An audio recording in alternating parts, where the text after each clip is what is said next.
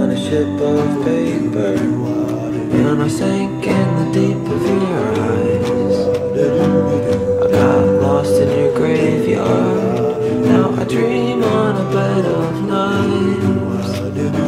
Χωριό γεύσης, γιατί προσπαθούμε να διατηρήσουμε την παράδοση στο φαγητό, φέρνοντας εκλεκτά προϊόντα από μικρούς παραγωγούς από διάφορα μέρη της ελληνικής επαρχίας, τα οποία πρώτα δοκιμάζουμε και διαλέγουμε ήδη.